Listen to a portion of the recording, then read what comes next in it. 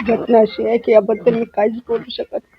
इतकी मानसिकता ढासळून गेलेली आहे की ज्या नेत्याच्या भरोश्यावर आम्ही आजपर्यंत इतकं मोठं जगलो आणि आमचा नेता इतकं पुढं जात असताना अशी दुर्दैवी घटना देवानं त्याच्यावर आणावं. एवढं मोठं संकट कुठलंच नाही. संकटाला तोंड कसं द्यावं याचाच विचार आला.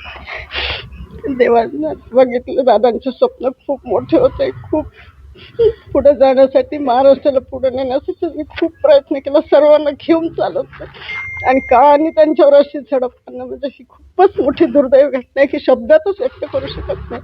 इतकं मोठं दुःख झालंय की असं वाटतं की आपल्या घरातला माणूस गेला आणि त्यांच्यामुळे आज आपण इथपर्यंत त्यांचं एवढं सहकार्य, आवाज जर याला, फोन जर याला तर आमच्या कुटुंबाला एक प्रेरणा मिळत होती, त्यांना आम्ही पुढं जात होतो.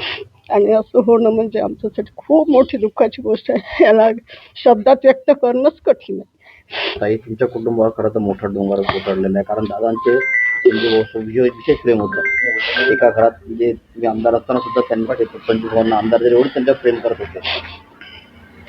प्रेम होतं दादांचं. फोन लावला तर लगेच दादा त्याला लगेच फोन करायचे. आता काल तर बोलणं झालं साहेबांचं, दादा परवाही बोलणं झालं दादाचं. काल सकाळी 9-9:30 वाजता साहेब फोनवर दादाशी बोलत होते. दादा म्हणे, संजय मी फोन करतो तुला, करा तुम्ही, तुम्हाला काय करायचं. तुमची एवढी मोठी हिंमत दादा देत होते. काल सकाळी बोलणं झालं. आज साहेब काल मुंबईला गेले, आज दादा येतील, दादांची आज भेट घ्यावं म्हणून काल रात्री मुंबईला अमरावती गाडीने काल केली. आज दादांशी चर्चा करायची होती, हे करायचं होतं. आणि अशी घटना घडणं म्हणजे विचारच करू शकत नाही की ठीक आहे.